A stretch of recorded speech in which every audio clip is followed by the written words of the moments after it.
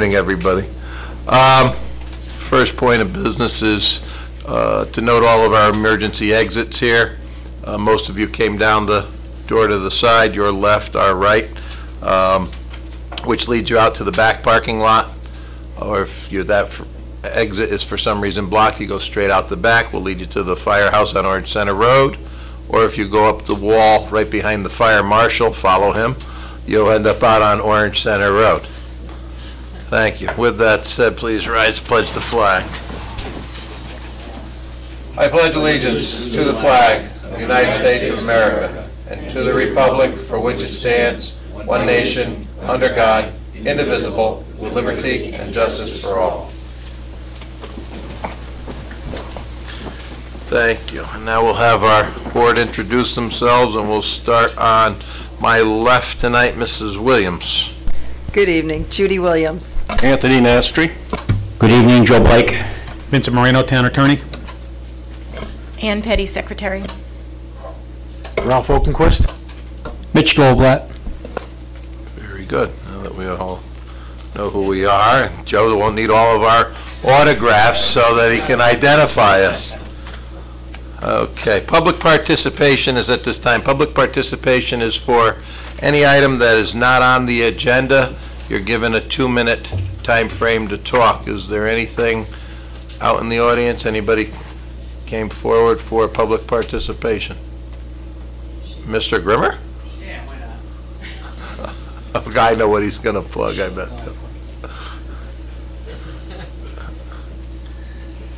Good evening. Paul Grimmer, Executive Director of the Orange Economic Development Corporation. Just want to let everybody know that it's time for the Orange Business Expo again.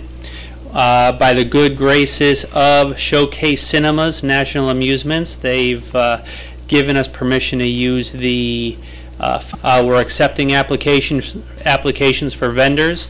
I do know that this OGAT is paid attention by a lot of the residents and hopefully some of the home businesses that we have in town. If anybody has any interest vending at the Orange Business Expo, I ask them to call my office, 891-1045, or go online at orangeedc.com and you can sign up there. Thank you. Very good. And yes, that does fall on the Board of Selectmen night, Mitchell. Mr. Grimmer did not change it for you prior or even now. Was there a conflict at the cinemas?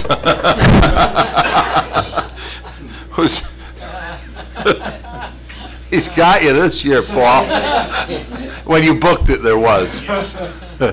Okay, if there are no other public participation people, discussions out there, I have a few. First two, and I tell the board every month if there's somebody that I miss, but this month we lost Barry Novenstein, who I think all of us knew very well. Barry was a fixture around town for his whole life. He was an associate fireman with the Orange Fire Department, always lended a hand at the carnival and the Orange Country Fair Committee. He was on that, always was seen at the fair. And in his later years, if he couldn't walk, you'd see Walt Besputer or one of them driving him around in the cart, and he was always affiliated with the Orange Historical Society. And I knew him for many years. He worked for the Orange Board of Education. Barry started out here. His family had a farm on Ridge Road where Hitching Post is now. Their house still stands. The barns are OVNA. He was on our elderly housing committee that I know of. Does anybody else know of anybody else we lost in the Mitchell? We lost Marion Crocco, who served on the AMD Board of Education. That's right, Mrs. Crocco. So take a moment of silence for those three people who gave a lot of time in themselves to the town of Orange.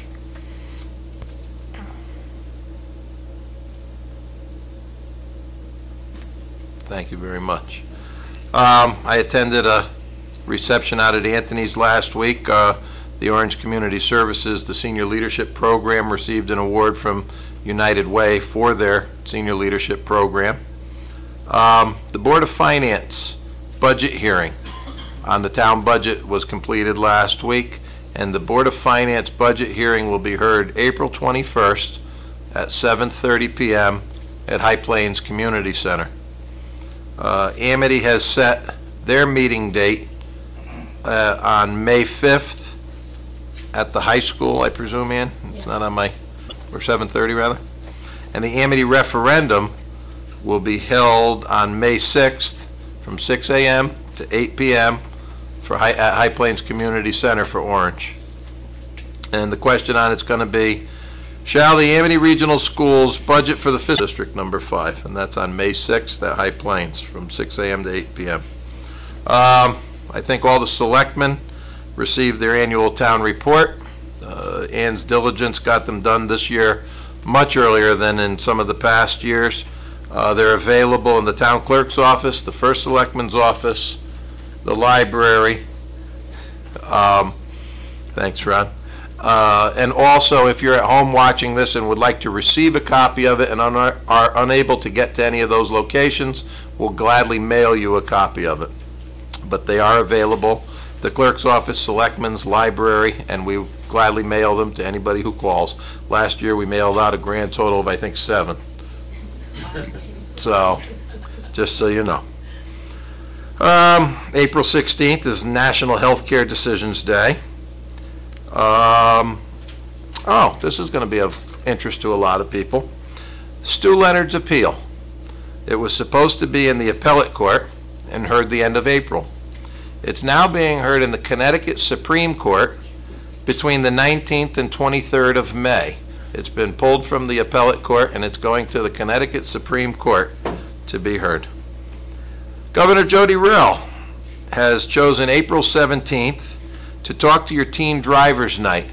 And in light of all that's happened in our community and in the surrounding communities, this is really a very important issue that parents and friends of teenage drivers should really take up with young teenage drivers. That's April 17th, and that is that's right in the forefront, and everybody should be aware of that and consider doing their part in that. State Rep Themis Claridis called this afternoon, and she would like to hold office hours here on Monday, May 12th from 6 to 7:30 in the Selectman's office. You can call the town hall and let us know you're coming, or walk-ins are welcome for that. There's been a lot of discussion about the trashed energy plant in Bridgeport, and I received a phone call this afternoon from CRRA, and we've come in talking terms with Wheelabrator. The dollar amount per ton has taken a significant drop, which is good news, and I think that's very important. We do have other options that have been offered to us, but if we can turn our trash into energy, I think that's probably at this time our best option, as opposed to putting it on a railroad car and sending it out to somebody else's state or hole in the ground. I'm really not very keen on that situation, and it all goes back to the few million that the town of Orange had to pay with Laurel Park landfill and Beacon Heights up there, and I don't think we need to go down that road again, or leave it for some other people that are running the town after us to go down. So, and Mr. Davis slipped me a note. Mr. Davis, who is director of Orange Government Access Television, has handed me a note that we are now recording the Orange Board of Education, and it will be a regular program on OGAT as well, and they recorded their first meeting this week. So if you go to OGAT on channel 79, you can do that. You people are tough here. Mr. Blake just handed me a note. He's plugging for, you're an Irishman, what are you plugging this for? The Pasta Festa Supper on May 16th from 5 to 8 at Holy Infant, put on by the Orange Community Services. This also is the Living Treasure Awards, and if you call Orange Community Services, you can make a register yourselves for this event. I think they're 891-2154. Very good. With that said, that's all I have. Is there anybody else? I think that's enough for all. Thank you for allowing all of that. With that done, I think we should move into convene the public hearing on the renewal of dance and pool hall permits. We have a motion to go into public hearing on that, and we will do that at 7:45. Very good. Ann, do you want to read the notice on that?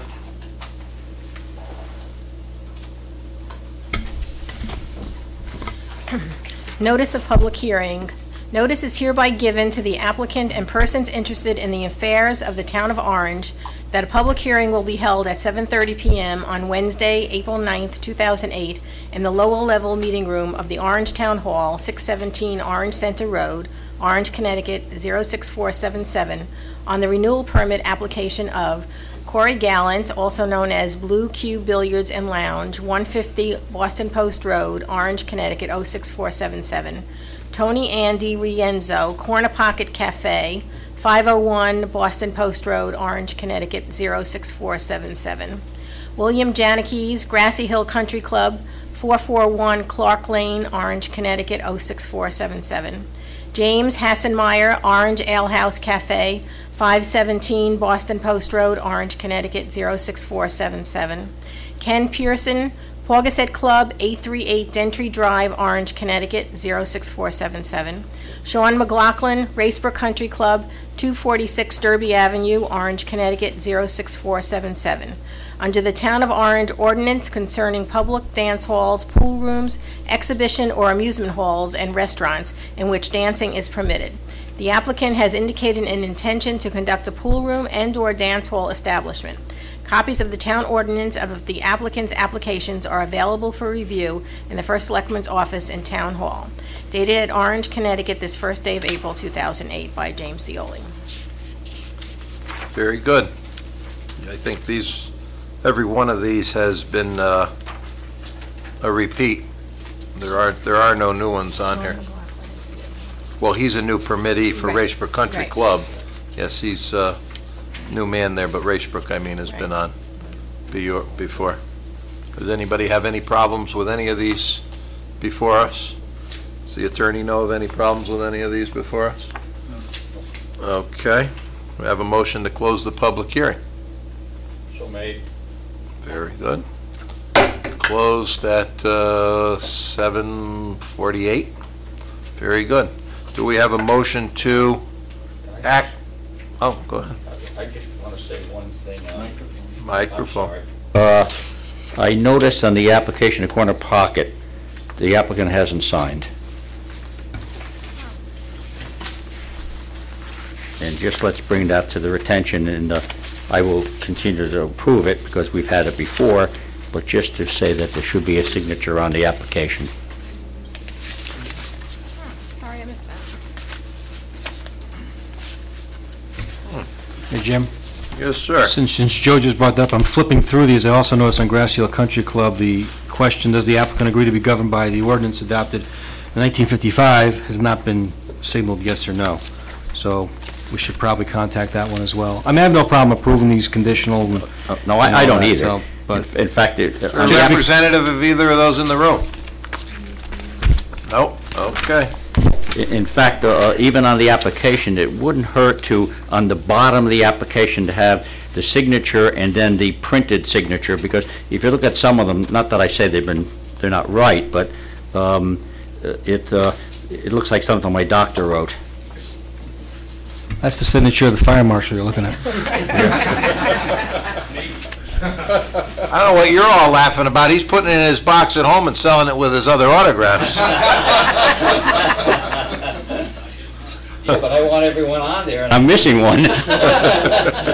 Okay, do we have a motion pending the signature of those two? If they are not signed before next month's meeting, we will revoke their permits. Sounds good. With that, very good. That was Judy and Ralph, or Ralph and whoever. We'll third it. Okay, good. Any more discussion? Hearing none? All those in favor? Aye. Good, they're done. Okay, Mr. Hassenmeyer, you can go back to work now. Mr. McLaughlin, back to the club.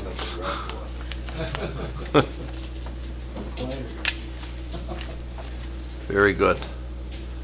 Okay. The minutes. The March 12th minutes. You have before you the unapproved minutes. Errors, omissions, corrections. I have one on page 5. I'm- Page 5, Jim. Okay, Under my pension board, yeah, second line, yeah. project return is in the 5.2% range, not increase. Okay. Substitute return for increase. Mine was down considerably today. Any others? Be still my heart. Move approval.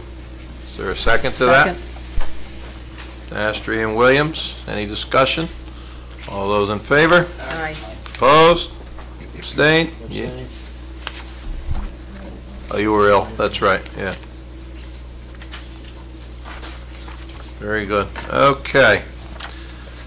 One item under old business is to review the Edison Road construction project. Is Mr. Grimmer and Mr. Nastry.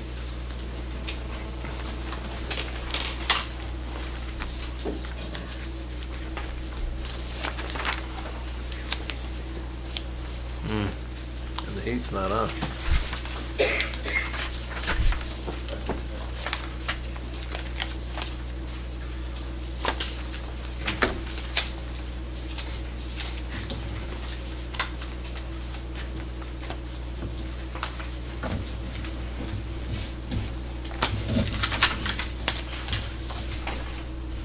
This is the latest one?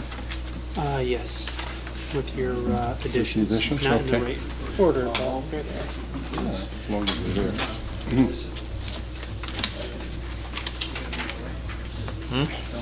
Oh, this one isn't camera. Clean Energy is with that. There you go. Why don't you move on this side so I can hear the microphone?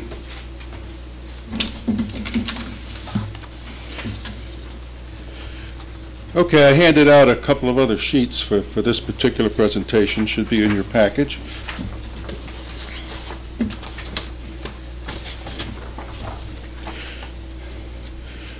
Jim asked Paul and I to look into the financial considerations associated with the extension of Edison Road.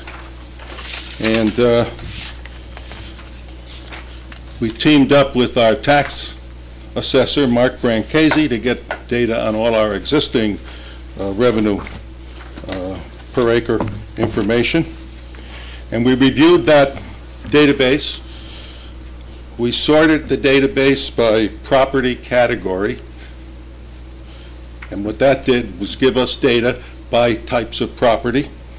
We calculated the revenue per acre for each category. We then selected from that list typical developments that we thought would relate to Edison Road. And then I asked Paul to take that parametric data and try to relate it to something more specific with his job as director of the OEDC. And then we calculated the revenue per acre under both of those scenarios and calculated payback, compared that to the cost of the road. On the next sheet, you have the result of the analysis of the tax assessor's data, the annual revenue per acre by property classification, and you can see all the various classifications of property and what the revenue per acre is. And then the same data on a graph. Some people like data to look at numbers, other people like graphs. I happen to like both, so I put both in. But you can see there that there's quite a variation. And then I did an average. Then on the handout that I've given you, I decided that when you're working with averages, to add meaning to the average, you should know what the variance is in the various categories. So what I have on that data sheet It's in the next page, or the attachment, Jim. No, I know. On the next page, you'll see the graph for that, and you can see the variance. It's the same data as on the prior graph, except that it shows the high and the low. And you can see that there's quite a variance. And the reason why I do that is that when you talk averages, you should know what the differences are, because averages wash that all out. It reminds me of the story of the man who had his head in the oven and his feet in a bucket of ice, and his average temperature was fine, but it was damn uncomfortable. Now I'm going to ask Paul to talk about what he did trying to get this down more from parametric data to specific data. And on the next slide, he's broken that down to specific properties. Paul? One of the things I did in this part is I only included the properties that border Edison Road, either the front or back of the properties. Those properties you'll see listed out include 235 Edison Road, which is the Wallach Surgical Building, 205 Edison Road, which is Finlay Industries, 35 Prindle Hill Road, which is Pez, 231 Indian River Road, which is the Cuz Acres property, or the former Cuz Acres property, 181 Marsh Hill Road, which is the former Binley Western building where Restaurant Depot is, and then 161, excuse me, got that reversed, 181, oh, no, I did that right, 181 is Binley Western, and 161 is Stu Leonard's. If you look at that, there's a total 106.56 acres, and on those 106 acres, there's a building square footage of 381,000. And what I did kind of is follow exactly what Tony was doing. I provided you the land value, the building value, the total value, and the taxes generated on each of those properties, and then also broke those out into a tax per acre so that you could measure that with what Tony showed you earlier in the presentation. And just so you know, or just so the public knows, that the taxes per acre generated on those parcels of land range from a low of $4,775 per acre up to $13,981 per acre. Those averages are extremely low when you compare them to the averages that Tony has presented to you. One of the things you should notice is the two low ones, the $4,700 and the $4,900 per acre. Those properties both relate to the vacant parcels of land, which currently are Cuz Acres and Stu Leonard's. Then what the next part I did, I tried to determine what the projected tax receipts based upon future development could be, and I limited it only to those properties that are currently vacant. 231 Indian River Road, 35 Prindle Hill Road, which is Pez, but they have 4 acres in the back of the building that is currently available for development. Pez has indicated that their desire is to expand their business once again. They haven't given us a timetable, but based on the, what did they call it, the floor area ratio, we're projecting that they can create about another 105,000 square, well, I'll be accurate, 104,544 acres. Square feet. Square feet. Boy, that would be nice, wouldn't it? So, if you go by what zoning requires, allows by their floor area ratios, we could receive up to 910,000 square feet of maximum floor space for those 68 acres. The reality of it is nobody ever uses those properties to the fullest extent. So what I've done is I was in contact with the developer, Amity Construction for 231 Prindle Hill Road, Pez Candies, and Stu Leonard's. Stu Leonard's was actually very easy because you know what their development plans are based upon what was approved with zoning. The bottom line is that the projected tax revenue for those parcels upon full build-out could reach up to $1.9 million, which, in comparison to what is currently there, I believe is $833,000. So when it's fully built out, the town would be looking at roughly $2.7 million a year in taxes coming out of those 6 specific properties.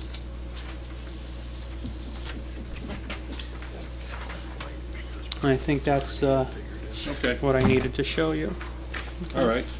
All right, the next slide. We've come up with an estimate of building Edison Road, and the estimate is $1,546,000. The road cost is $1,506,000, and that includes, as you see, the construction, the contingencies, incidentals, utilities. And then we're estimating engineering cost at $40,000, and that adds up to the $1,546,000. Now, the next slide shows what it takes to pay back that amount of money. The current revenue per year is $332,000 for those parcels. The projected revenue per year is $1,500,000, and the increase per year then is $1,168,000. And this is based on the assessor's database. Paul's given you revenue per acre numbers there. The assessor's database, if you average everything, it comes to $23,000 per acre. Based on those numbers, the payback is between 1.3 and 1.5 years, and that depends on what you borrow the money at. This is assuming we borrow the money to pay that. Then we did another analysis to bracket the cost. This is based on the specifics developed by Paul, and that's $26,000 per acre, a little higher than the average of the overall average, and that gives you a payback of 0.9 to 1.1 years, depending on the interest rate. And this is Paul's comparison of the 3 vacant parcels totaling 68.68 acres. And then we have a comparison on the next page, a graph of what we're getting now, the $833,000. The potential with the developments that Paul talked about is $1,966,000, and when you add them together, that's the $2.8 million revenue potential for that particular piece of ground. Now, I have another sheet to hand out. Tony, excuse me, when you're saying that we've got the total projected is $2,799,000? If it's fully developed. That's the existing plus the new. All right, so when you're saying the new is in addition to The addition, the existing? that's right. Okay. That's right. I'd like to hand this sheet out. This is an excerpt from a TPZ report. One more on this subject. Okay. Is that enough? Does everybody have one? Vincent doesn't get one, but that's all right. Well, I got the report here, so I'll use this sheet. That's all right. Yeah. When you look at this sheet, Paul pulled this out after we had done the analysis. Paul pulled this out of this book. Wait a minute. Tony, I hate to interrupt you, but Yeah. this is worth everything. Looking at Mitchell's frown brow, I think he hit the year 1962. Go ahead. Yeah, you were all toddlers when this book came out, except for Joe Blake and myself. We were very much alive and raising families. But if you look at this data, these people presented this book, the Orange Industrial Area Development Plan, Town Planning and Zoning Commission, 1962. They estimated the cost of the road, and they came up with $147,000. Now, if you look at the difference in inflation between 1962 and 2008, you're going to have a factor of at least 10. Well, isn't it amazing that if you multiply that by 10, you come up with the current estimate? I thought that was very interesting. And then I noticed furthermore that in 1962, these people were talking about assessed values, revenue per acre. You notice that? The 30 mill rate, well, it just happens to be a current mill rate is 29.9, and the mill rate then was 20. Multiply that by 10, you're a little off, Paul. I mean, you had 1966, they got 2 million. So and for 46 years, it didn't happen. So my answer is, if you don't build a road, it doesn't get developed. I'm certainly glad to know it wasn't my fault. What? What'd you say? Wasn't my fault. No, but there are a long line of people that you could blame for it, Jim, including you and someone else at this table. So, what you're going to decide on this project is, do we do something about it today, or do we wait? The next part is the conclusion, which I've just about given you.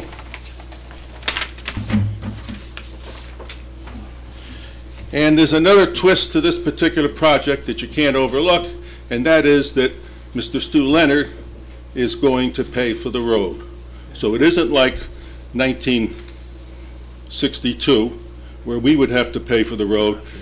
The arrangement we have with Stu Leonard is that he would pay for the road. So all we have to do is borrow money to get the road done for a short term, and then we would be reimbursed by Stu Leonard. You can't get a better deal than that for building the road.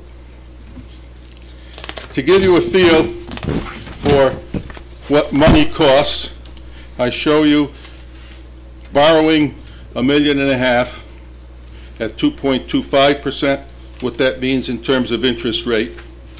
And was it Danbury? I think it was Danbury recently received bids on $10 million in borrowing for 2.25%.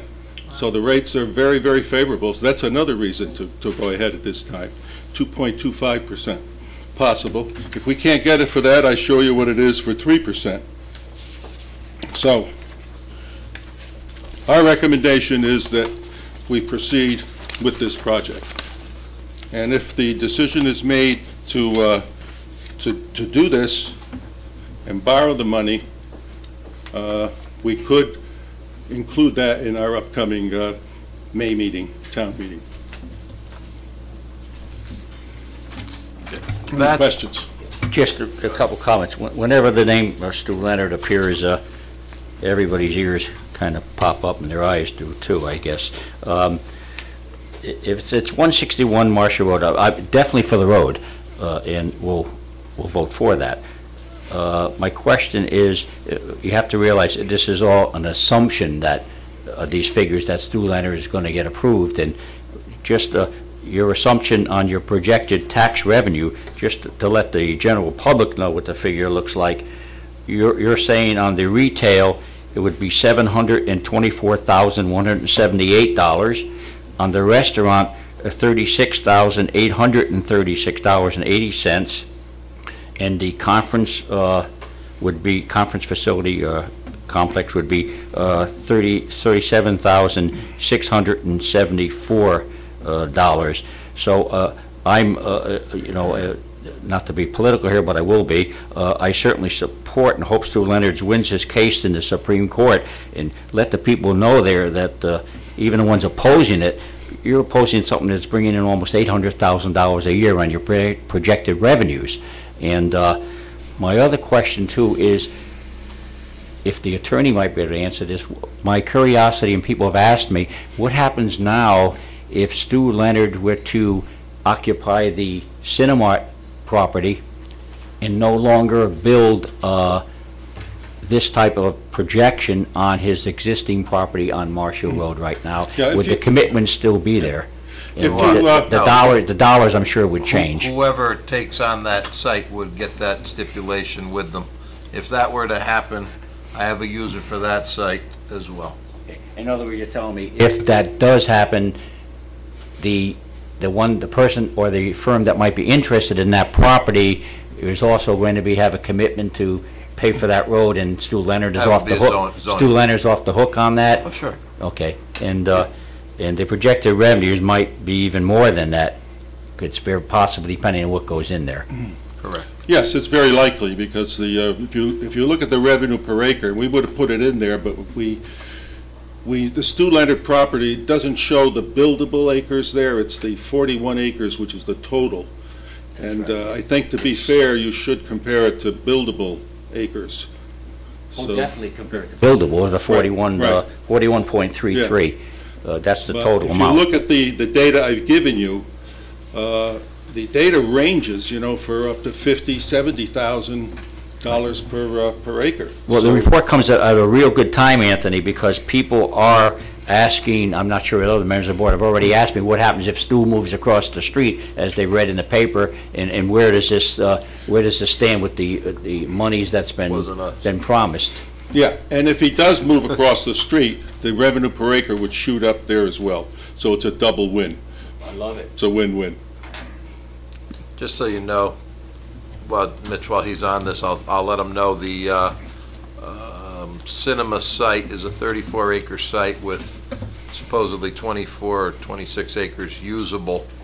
It's on the market for $15 million. I don't know if it'll go for that much, but its assessed value right now is only around $7 million.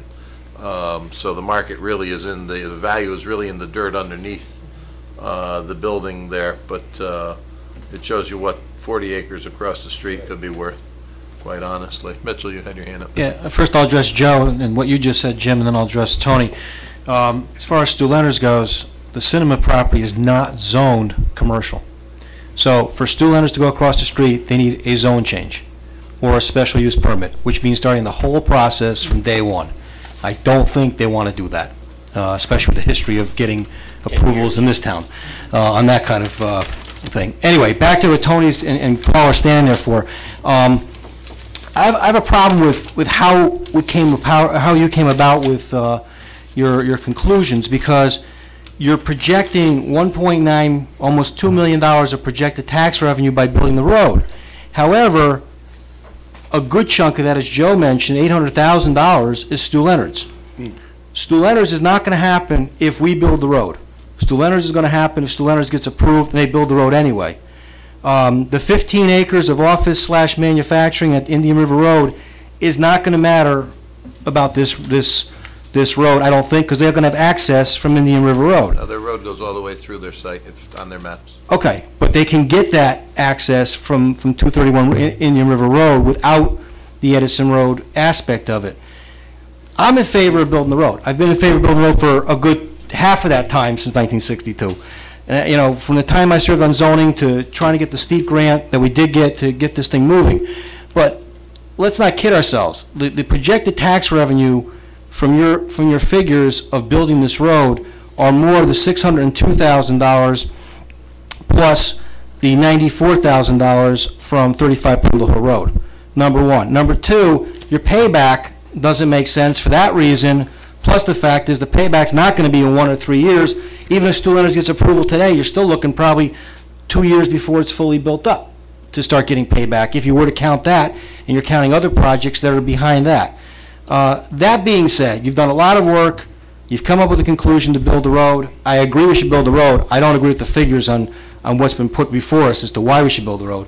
We should build the road because it is the linchpin to that whole area, connecting connecting Pendle Hill to Marsh Hill, and opening up is the right thing to do.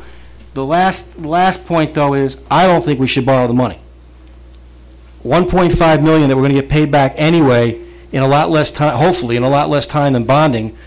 We should use that from our fund balance. We have a very healthy fund balance.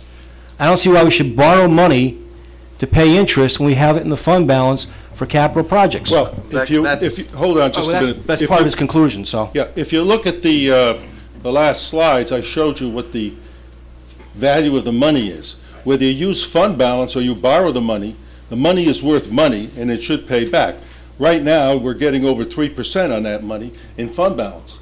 So it costs you that. If you use that money to build a road, you're not going to get the earnings on fund balance, so that belongs as part of the equation. The payback is accurate, because I said 1.2 to 1.5, depending on how many years you have to pay the interest. So if you look at the interest chart, you'll see that the interest, where's the, here it is. At 2.25%, the interest is $34,000 the first year, $32,000 the second year, $31,000 the third year, $29,000 the fourth year. If you use town money, you're still losing that revenue because you got it invested at 3%. So from a financial analyst standpoint, you have to consider interest, Mitch. And it's in there. That's why I bracketed the payback. And don't forget, I didn't say that you would start earning that money today. We said after development. Okay? That's... Okay, for the two of you over there, these two were not privy to discussions I've had with Stu Leonard's. Vincent and I have had, actually, since he's the attorney. I have to invite him to get me out of trouble. Sometimes it is tough. But this will be, payments will be structured over a 2-year period through the developers of that property there. So we may borrow on a short-term note, if anything, and it will be more advantageous, but that part of the calculation isn't on the table here tonight. That's Anthony and Paul's work, because they don't know what I've discussed as far as this, but that will come before you as part of the overall project as it proceeds. I will have an agreement for you, and it will be showing how it is structured, and payments will be whether quarterly or every 6 months, but this will be paid off, I hope, in 2 to 2.25 years. We'll structure their payments. So we may do a short-term borrow on it, not a bond, because that's the more advantageous way. And actually, 5 now, but we're still doing way better than what we can borrow the money for. So your argument is also correct, that we can borrow money for a lot less than ours is earning. So that part will come to you. At this point, what the board is, we asked them to look into our interest, Tony, is still better than that right now with the state STIF account. At one point, we were over 5%. We're not over. Advantages of this, and if you all agree that you want to proceed with this, the next step is for me to structure a deal with Stu Leonard's, which they are willing to talk about, which will then come back to you as part of the whole overall project. I won't go into a project like this blindly without knowing that we have a payback commitment on it. And they moved their steel onto this site, just so you all know, here and at home on Good Friday. So, I mean, I will structure a payment plan with them to get this project done. With that said, One last thing. yes. After all that, Jim, Tony's last piece of his conclusion is that if we are to borrow, I'm paraphrasing, Yes. it can be included in the May town meeting. Are we looking to do that? We may, As part of what you're... we may not need to, because he did it under the assumption of a bond, not knowing what I'm discussing. Okay. We can do short-term borrowing, whether we borrow it through the state of Connecticut or through a private municipal lending institution, just by an act of the Board of Selectmen and Board of Finance. All right? Okay. Gentlemen, Your thank stuff. you, thank you. Okay, I think so. I think since 1962. I mean, they started talking about it when I was 3 years old, for crying out loud. I think it's about time we move on that. I was remiss when doing my announcements to welcome Quinnipiac University. There's a group of wonderful, happy, thrilled students sitting out there, seeing all that we enjoy on a monthly basis here. And thank you all for coming very much. If you think this is good, you should come to one of our Board of Finance meetings. That's why I'm doing it. I can't even get a smile out of them over there. Okay, now we will move on to new business, but I need motions for two items that will become items 13 and 14. And the reasons we'll go into when we get to them. Item 13 will be for the purchase of a replacement fire inspector's car to replace a car that's 13 years old. And item 14 is the road acceptance for Founder's Way off Lindy Street so that they can release the bond on that. Do I have motions on each of those items, please, individually? Very good. Mitch and Ralph, that's for 13. And motion on the bond release for Founder's Way, please, also. Make a motion for that. Do we have a second on that one? Okay, Williams and Goldblatt, thank you very much. With that said, the first item under new business is to consider and act on the approval to hang a banner across Orange Center Road for the Cancer Society's 2008 Relay for Life. You all have that enclosure in front of you. I don't see Mary Shaw here tonight. I do know who she is. She is aware that it has to be done to the standards of all the other banners that we use. It will be delivered to Public Works. Public Works will put it up. They haven't given us their date, to the best of my knowledge, unless she gave it to you separately, Ann.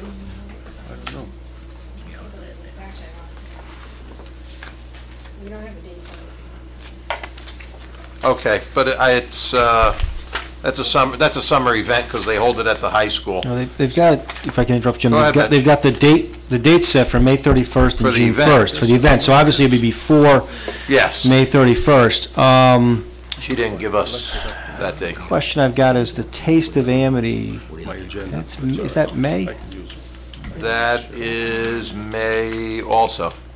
So there may be a short time frame to squeeze this in. One will come down and one will go up. All right. I mean, as long as it doesn't conflict with something we've already approved, I have We no did problem approve with it. that Taste the Amity one. May 16th. All right, so- Or the 15th. Yeah, All right. so they'll take that one down and put this one up So it's probably. basically a 2-week run. All Right. right. With all that, I make a motion to approve. Okay, and make a note of that in your notes so that it'll be right at, when one comes down, one will go up for that, and Donnie Foyer and the Highway Department will handle that. Blatt, do we have a second on that? Second, please. Very good. Second from Mrs. Williams. Any more discussion? Hearing none. All those in favor? Aye. Opposed? Abstained? No. That's, I was going to call all three of you because I saw that you and Jane and Jean all sitting there. But unanimous. Okay, next one is to consider and act on approval of service contracts for Silverbrook Estates. I know that I was going to call all three of you because I saw that you and Jane and Jean all sitting there, but they're sending you alone. Sue Morrow, Hi, how are you? how are you? Good. I'm here tonight to ask for 4 items to be renewed. We don't have new contracts. They're going to be the same ones as before. Growth numbers in them, anything change? Yep, the that you want meals. to tell us about? The meals are now $8.30 a piece for the cost. Okay, They go up to $8.50. okay. Security stays the same. It's $14.10 an hour. Oh, my God. The lawyers can't feed you for that. Okay, Renewal of the assisted living program. That's already gone up for this year and should stay the same, hopefully. And number 4 is we had to raise the rent, so we raised the subsidies that we're asking for congregate services and for rental assistance. okay. Questions for Sue? You really should do them one at a time so that each one is identified, yeah. All right, motion made to renew the food services contract with CW Resources at a rate of not to exceed $8.55 per meal, 51 meals per day, 365 days per year. Is there a second to that motion? Goldblatt and Okenquist. Is there any more discussion on that one? Hearing none. All those in favor? Aye. Opposed? Abstained? Unanimous. Number 2, who would like to make the second one? Mrs. Williams. Okay, that's a motion for the renewal of the security contract What is that? It's going to be $14.10 an hour, 118 hours per week plus holidays. Very good. Is there a second to that one? Okay, Williams and Nastri. Very good. Is there any more discussion on that one? Hearing none. All those in favor? Aye. Opposed? Abstained? Unanimous. Very good. Number 3. Try it. Renewal of assisted living service with Utopia Assisted Living Services, excuse me. The cost of these services is covered by state funds, tenant contributions, state grant monies, not from the operating budget for Silverbrook Estates. I Very make the good. motion. Okay. Blake and Goldblatt. Is there any more discussion on that one? Hearing none. All those in favor?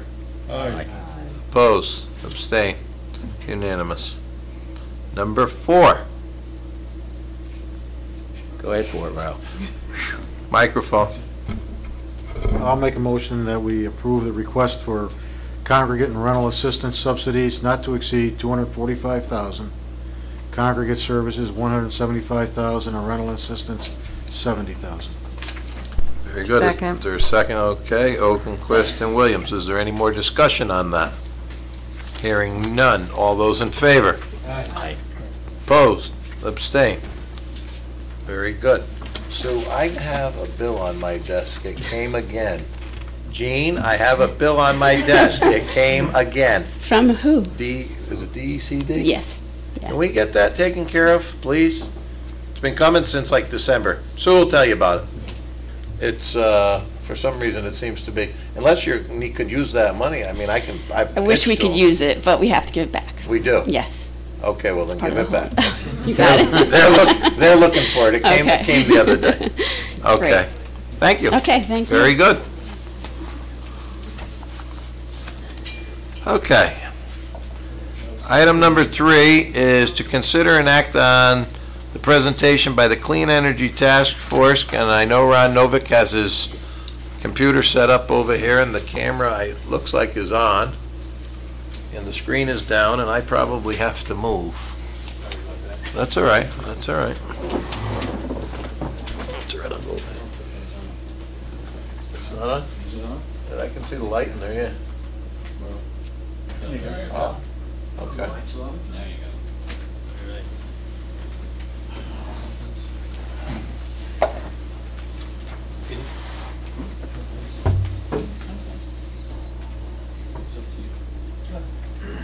Good evening, Jim, Board of Selectmen. Thank you for, the microphone.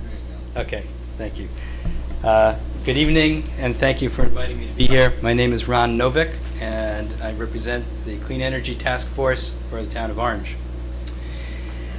I want to begin by providing a little bit of the background for understanding the urgency of the Clean Energy Initiative. For those of you who have not seen Al Gore's movie, An Inconvenient Truth, I urge you to see it. It will give you the whole picture.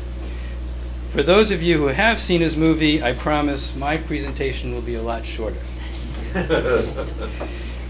Technology is evolving at a furious pace, and our thirst for energy seems insatiable. But our ability to balance our need for energy and other resources while preserving the delicate ecosystems and habitats that they come from is being severely tested. We are, in effect, approaching the perfect storm in history. World population is at 6 billion and still increasing, with projections of 8 billion in less than 20 years. Nearly half of these people, or a third or so, are in developing third world countries who are only beginning to be able to afford cars and air conditioners, and as a result, the worldwide demand for energy is increasing at about 2%. And this energy has been predominantly in the form of fossil fuels such as oil and gas. The burning of fossil fuels for energy has resulted in the release of greenhouse gases that are already raising the temperature of our planet. The years 2005 and 2007 rank as the hottest years on record, and the last 20 years are much warmer than any other comparable period in recorded history. It is predicted that this climate change will have grave consequences for the planet and our economy. And the third confluence of the perfect storm is the diminishing supply of oil and gas. The cost of extracting oil from the ground was relatively unchanged between the years 1984 and 2004, but has nearly tripled over the last 4 years.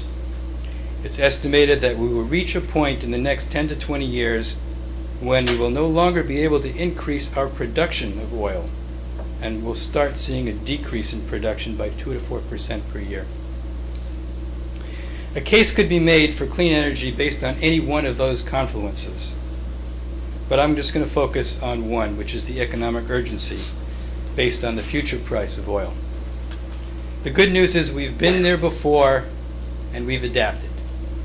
If we look at our nation back in 1750, and in 1715, Nantucket had all of 6 whaling ships. And all a whaler had to do was, after lunch, hop in his boat, he'd go out, come back with a whale, and he was home for dinner. In 1791, just 150 years later, they had to sail all the way from Nantucket down to the Cape Horn. A very long way just to get whales. And by 1820, they had reached the Sea of Japan, sailing halfway around the world, all the way across. By 1846, a mere 130 years after the start of whaling, there were 638 whaling ships at its peak. And by 1891, 50 years later, there were only 51 left because they had fished most of the whales that were easy to catch. So, fortunately, by that time, they started getting oil from the ground, and a new economy was developed based on oil from the ground. So this chart here is showing what I've been talking about in terms of oil production and and the availability of oil. The graph lines here show the discovery of oil. So we see that we discovered the majority of oil in the ground in these years here in the 50s and the 60s. The black line is showing the production or the harvesting of this oil. And we can see that between 1975 and today, it's starting to level out. And we're predicting that, and you can see that the supplies of oil that we're finding in the ground is diminishing up to here, and we're projecting that it's going to tail off at about the same rate. Pretty soon, we'll have used all these supplies that we found earlier, and we're going to reach what's called peak oil. And at that point, we're not going to be able to produce any more, and it's going to start tailing off, as you can see in this graph here. So we don't know when exactly this peak oil will occur, but that's the point where demand will no longer meet supply. And we all know price is based on supply and demand, so we expect the price of oil to start going through the roof, not in a very long time from now. Could be in 10 years, could be 15 years, but sometime soon. Okay, so after the peak oil occurs, we expect the demand to increase by 2 to 4% per year, while supplies continue to decrease by about 2% per year. And we can see that, in fact, the price of oil was very stable between 1986 and 2003, 2004, and has been rising sharply since. It's tripled over these last 4 years. So, our case for clean energy is we have a declining availability of oil, price is rising, and how are we going to meet the future needs of our growing world? And clean energy will become our next solution. Other benefits from clean energy are that they're renewable. It will be much less expensive. So once we develop the infrastructure for our economy based on clean energy it will be much cheaper than oil.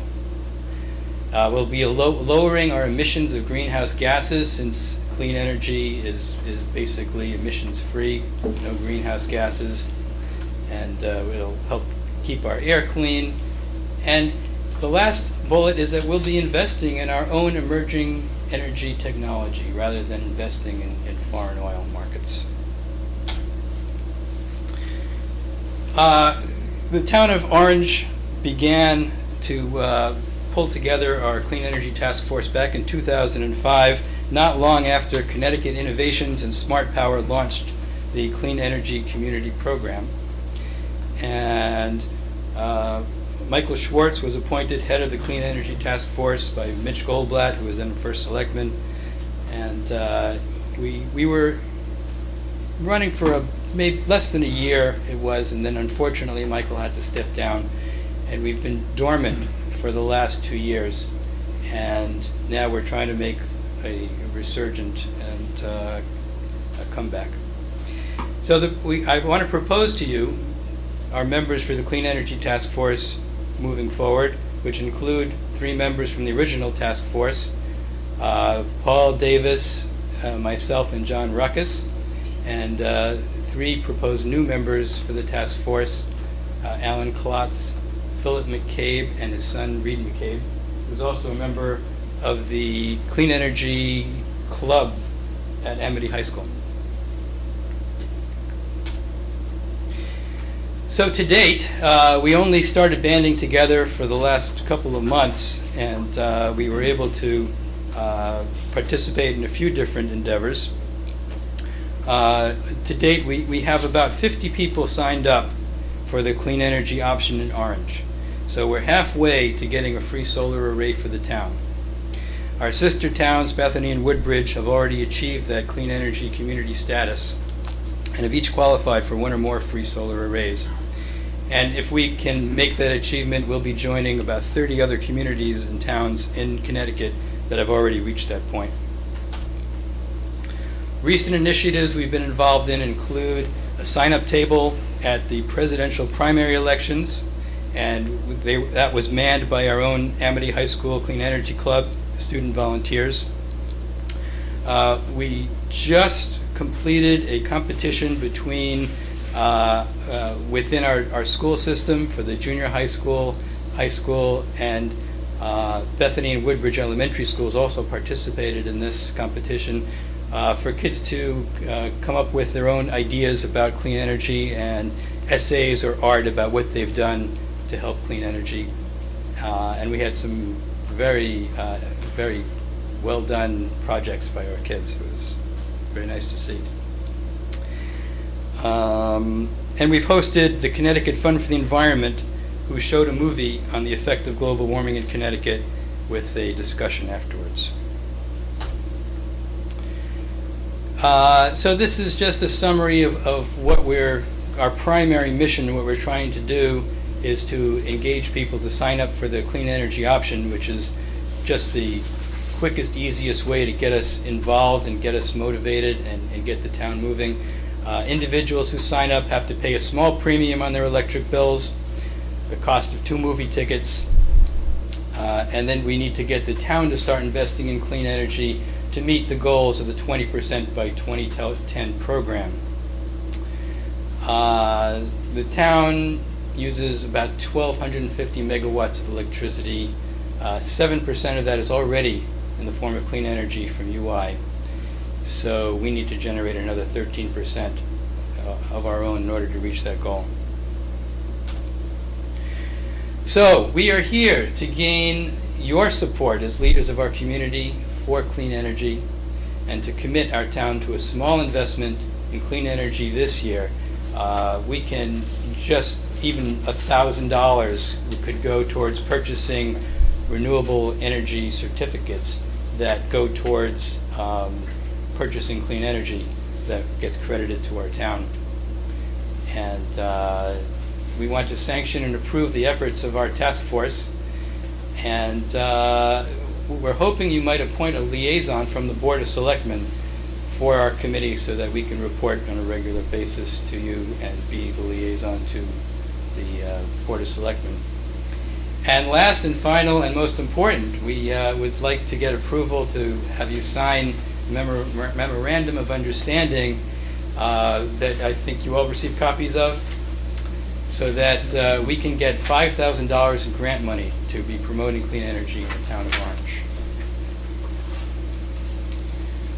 I congratulate all of you for making the town of Orange the first in Connecticut to institute incentives for residents to purchase hybrid vehicles. I applaud you. That's fabulous. And we look to you to continue to be leaders for clean energy development and to lead the town of Orange toward a better future. And with that, I would like to request perhaps that you make a motion to sign the memorandum of understanding. And this is where to sign up for clean energy. I'm going to pass these out to you. These are applications for enrollment.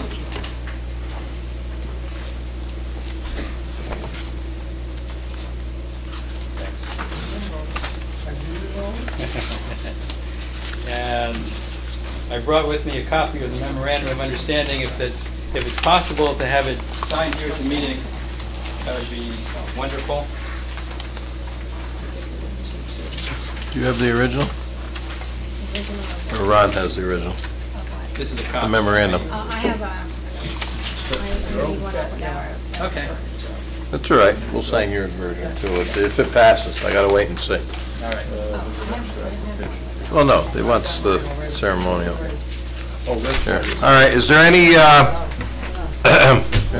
Thank you. is there any discussion, questions for Ron first, besides Mitchell, because without looking, I know he has his hand up. Yes, Mitchell. Yeah, a couple things. First of all, I want to commend Ron for the presentation and the people that have stepped forward in this makeshift energy task force. I would urge the first selectman to reappoint a new task force and take into consideration at least the names that have been presented by Ron. But I think to give them legitimacy once again and what their efforts are, I think that would be a first step to do that, and or a first step would be the memo of understanding, but that would be a second step. I do have a question for Ron and then a question for Jim. The question for Ron is, last time we went through this, there were two alternatives for signing up, and there was debate over which alternative was best. And I see what's in front of us is Sterling Planet. Is that what's been endorsed by your committee at this point? Can you explain that a little bit more? Sure, yeah. Use your microphone so we can hear you. There are currently two different options available. One is Sterling Planet and the other is Community Energy. And we have applications for either one, and we're actually splitting them up between the two. And I happen to grab with me the ones for Sterling Planet this time around. And your question for me. The question for you was, I think I know the answer, but I think we want to take a look at this. Ron has put forward a proposal that the town, as the town leaders, look into clean energy for the town. And I don't suppose that, or I'll ask the question, that this year's budget includes clean energy in the budget, does it? In terms of the premium that's been talked about? We've talked about it. Okay. We do have some money in there, but more importantly, I was a little concerned, Mitch. I wasn't sure if we could do it with the contract that we have that we bought through CCM. So I put Ron directly in touch with Andy Marola this week, and they met and actually talked, and they actually have a lot of good dialogue, I guess, went back and forth, and Ron found out what we can do, and I was told earlier that he had some good ideas as well, or opportunities there, so. Yes, absolutely. We had some discussions, and he made some suggestions of how we could actually try to make this pay for itself by conducting some energy conservation audits, and he believes we can save 20–30% off the top just by doing some renovations. So, great. Yeah. Yeah, so, I mean, Ron stepped up on this because it had lied foul for a couple of years, and took a little bit initially there to get it moving forward, and then he had a little bit of resistance to allow him to have a booth at the primaries, and once we got past that, things went really well, and he brought the Amity Club in as well, and it's really starting to reach out there. It's really a good thing, and I know you have two other representatives, I think, with you. If you would like to explain, not everybody here knows who the names and the faces are, so. Sure. Let me introduce John Ruckus, who is a former member of our committee as well, and Philip McCabe. Yep. Very good. Thank you, gentlemen, for being part of this. And with that said. One more question. Oh, yes, sir. Just an observation that when Dolores and I were first married. Holy smokes, they were burning whale oil. This was not in the 1800s, but shortly thereafter. 1954, fuel oil was selling for 6 cents a gallon, just an item of interest. 6 cents? 6 cents a gallon, yes. Wow. And yesterday, I just got oil, and the going price now is $3.94 a gallon. I got it for a little less. I paid $3.70.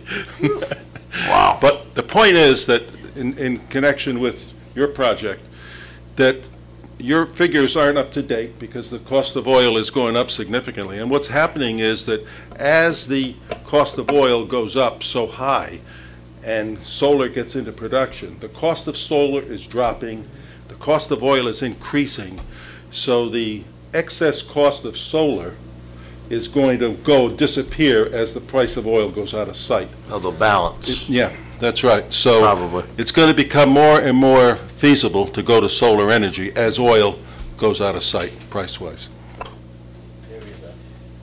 Mr. Blake, would you like to speak? Yeah, quickly. Okay, go ahead. There was a program that I signed up for, Solvit, it was the company that had it, and that had to do with when my air conditioner goes on and it's an overload, it'll shut off and you never notice the difference, and they tell me that I'm saving energy that way. My other question is does this come in contact or in play with the people that sell the energy? You can take an energy source with the UI or Light and Power, the one that I signed up for. It's a Levco? Right, yeah, even if you're signed up for alternative energy, electricity providers, you can still sign up for the clean energy option. Okay. The other thing is, what is your sales, call it sales pitch, for people that are going to say, well, why should I spend 7% more a month on my UI bill when we know economic times today, taxes are going up, and then you're asking people to save the environment, which certainly I commend you for that, but at the same time, you're asking them to put $7 more out a month, and some people on fixed income, when you talk 7%, $12, $14 a month, you've got a hard sell, including my own family. Sure, that's very understandable. My answer is we have to invest in the future, and oil prices will continue to go up, and you have to look ahead in 5 years from now at what oil prices will be then. And if we start to invest today, we can build the infrastructure for clean energy, renewable sources, and hopefully in 5 to 10 years, energy prices will come down. Another thing in regards to energy and oil and gasoline go hand in hand, because it seems when they're manufacturing one, they're getting ready to do less on the other. And our first selectman mentioned earlier about teenage driving and all that, and unfortunately we've had those accidents. And where does that come to play with gasoline? It comes into play as far as my thinking is that you people, all of us, should start telling the manufacturers of automobiles, if you could make a car that wouldn't go over 70 miles an hour, we'd save gasoline, we'd probably save lives. There's no reason in the world why a car has to be made to go 100 miles an hour, and I think that's where the car industry should start. Very good. With all that said, do we have a motion to sign this memorandum of understanding? So moved. Second. Do we have a second? Nastri and Goldblatt, very good. Any more discussion? Hearing none, all those in favor? Opposed? Abstained? Unanimous. Send this to Mr. Novick, please. There you go, there's yours. We'll have the official one for you in the morning. It's upstairs, I think. That's a good thing. Okay. Ed, you still awake back there? Oh, yeah. Okay. Okay, item number 5 is to consider and act on the extension of contract with Anastasio and Sons Trucking and Hauling and Disposal of Municipal Solid Waste. As you know, we brought Anastasio on to take the place of our former hauler. And I recently, well, quite a while ago, asked them to come up with 2 scenarios. One is to continue hauling to a burn plant, and he's provided us with those prices.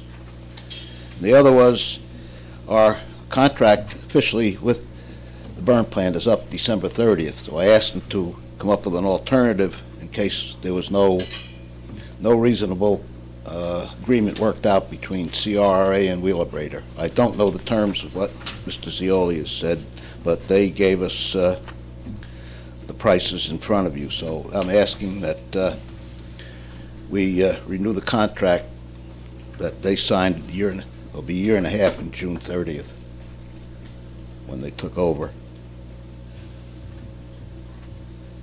Ed, is that the right price per ton? Which one are you looking at? I'm looking on this letter here. Which, let's see what the letter said. I didn't see this. I don't have that. Oh, wait a minute. Okay, here it is. Yeah, that provides a 3% from their two figures. $20 and $77 to start. Well, $20 we're paying now. And Yeah. it'll go up 3% each year, starting. 3% of 20 isn't 77. No. You're looking. There are two scenarios. The $20 is just hauling it to the burn plant. Oh, okay. Starting January 1st, at this point, we still don't have a contract. So this would be for them to get rid of it, to come down, take it, and get rid of it. Okay. We're paying about, I forget, over $110, $12 a ton right now total to get rid of it at the Too burn much. plant. Pardon? Too much. Oh, yes. So, Okay. depending on the agreement and how the town decides to go, as I say, I don't know what the terms were reached with Wheelabrator. These are the figures, and I'd like to just have their contract extended so that we continue getting the great service that we get. It's okay, service. Okay. At this point, I have a feeling we're going to be sticking with the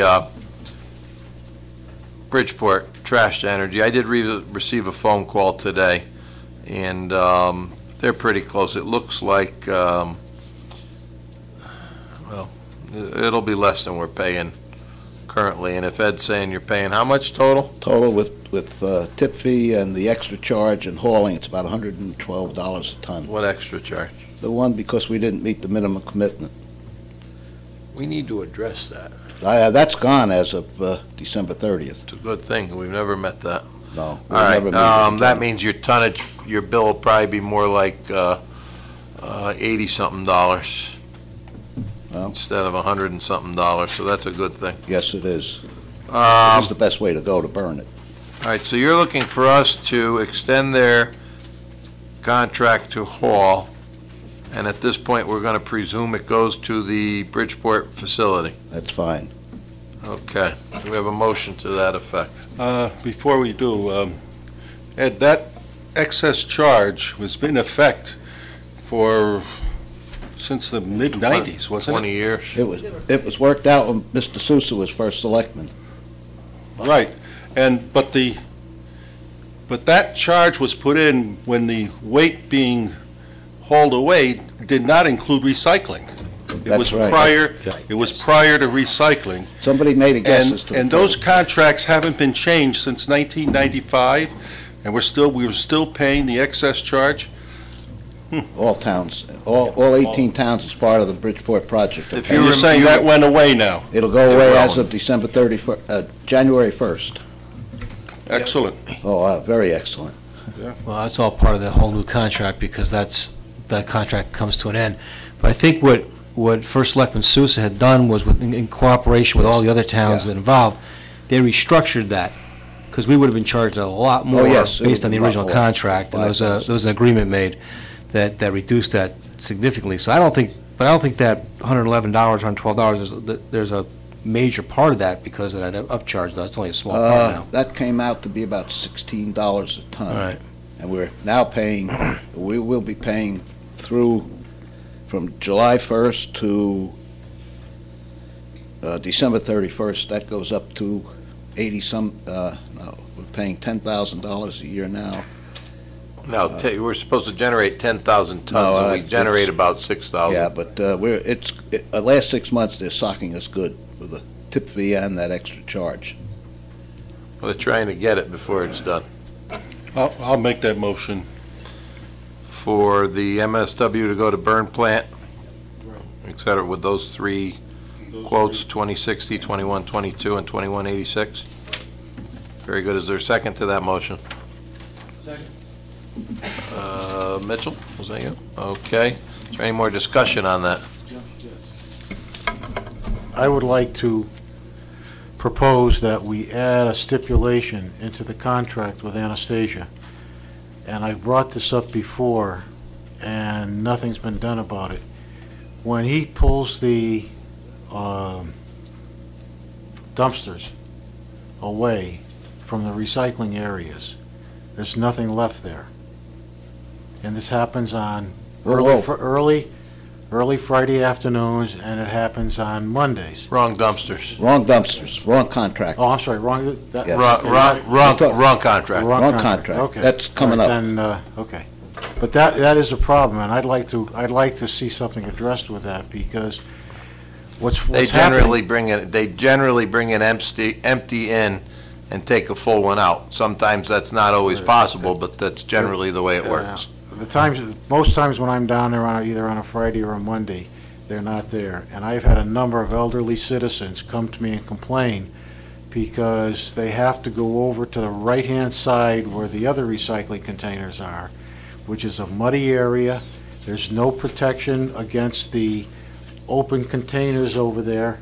It's very easy. The ground is uneven. It's very easy for someone to trip and fall, and you have to basically walk up to the thing and throw your things down into the containers.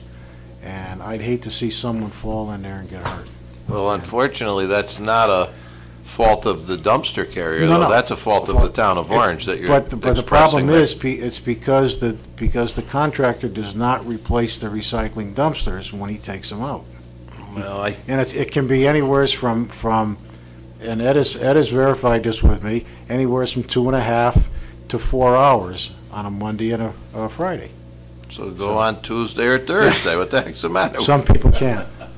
I think that that can be addressed, but I mean, they pick it up and they take it to Stratford or wherever it goes and bring it back, if that's the case. But generally, I haven't had too many complaints on that particular issue. And believe me, we get plenty of them, don't we, Ann? Yes. All those in favor? Opposed? Abstained? Thank you. Okay, Eddie Lieberman again, to consider and act on the approval to have the abandonment of, actually, I think it's the abandonment of Taft Road, not property on, right? What are we abandoning, Ed? The paper road, right? Yeah. Yeah, so it's the abandonment of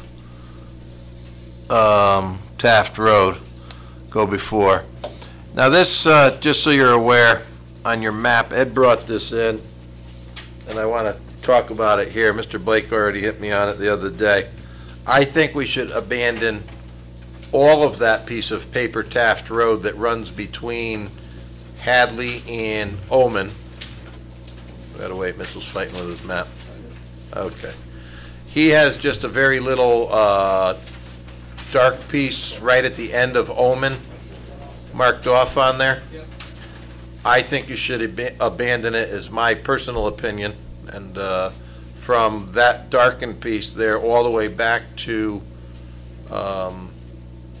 Hadley? Hadley, yes. None of it is developed, it's all people's, back or side yards, and it will eliminate another old paper road, and it will, put a little more property on the tax rolls. Not really enough to, and it also reduces the liability. Jim? Anthony? It shows unimproved, like there is a road, but it isn't paved or something. It's absolutely not a road. No. There's nothing there. It's just the people's property. Yeah, Lawn or doesn't exist. whatever it is. Right. Okay, thank you. It was part of a subdivision plan. Yeah, it was done back in the 20s is how that occurred. Those are Yes, ve- Mitchell? Based on your suggestion, which I don't disagree with, I'm wondering then, What? who owns, is there a house on lots 2, 7, 8, and 9 there that The then, interior lots, no. Wait a minute. the interior lots are not, There's no houses in there. there's no houses, and they belong to somebody else? This one, this one, this one, this one. Yeah, see, they're all connected. You see, Oh, it's, okay, that's all one. one piece. And what about 2? Doesn't show connected to anything. Lot 2 is going to be going up for sale when we post those tax-taken lots. You know, those lots that every 10 years you're supposed to clean up, and Yep. Attorney Marino has been working on, I think we have all but one? We're down to, One or two? we're down to 3, 2 of which we're getting by deeds in lieu of, and so we'll be down to 1. And what they are is pretty much all fragments. Lot number 3 on Omen Avenue there, right next to the darkened section, Yep. we have, that was one of these that was just taken. It wasn't taken, it was This is a large section. claimed due to back taxes. If 2, they look, what's the matter? no, if they look at the letter in the packet from the Sandy, you'll see where she mentioned that. Yeah. Lot 2 is one that the town of Orange already owns. And so then if you, and lots 9, 7, 8, and 9 are attached to Lot 2 on Alling Road, if you see all the little links behind them. That's what I just pointed So out. those are all part of that. Lot 3 on Alling goes all the way back to this paper road already. So what you would do is divide the paper road 50-50 between the people on each side of it. Everybody would gain about 12 feet. 20 feet, I don't know, it's not a 40-foot road, I don't think. yes, It is? yes. It's 20 on each side, so It's it's 40 each feet. And we couldn't It build comes that to adding a half an acre to the tax rolls. So, and that includes Orange. Orange will get 20 feet that goes with Lot 3, that will be offered with that, to see if Lots 4 or Lot 6 would be interested. Lot 6, you have a letter in your packet that they've expressed interest in abandoning this road to expand their lot a little bit, and very possibly they would be interested in that Lot 3 on Omen. Yeah, it makes as it a well. better building lot. Well, they already have a house there and all, but it'll allow them to expand their septic system or add on to their own home. Yeah, it's a good, It by itself is not a allowable building lot. It's only 53 by 100, you add another 20 feet, it'll be 73 by 100. It can't be a building lot under current zoning regulations anyhow. We couldn't build this road today, we'd have to get additional 10 feet, it's 20 feet, or no, 10 So- feet.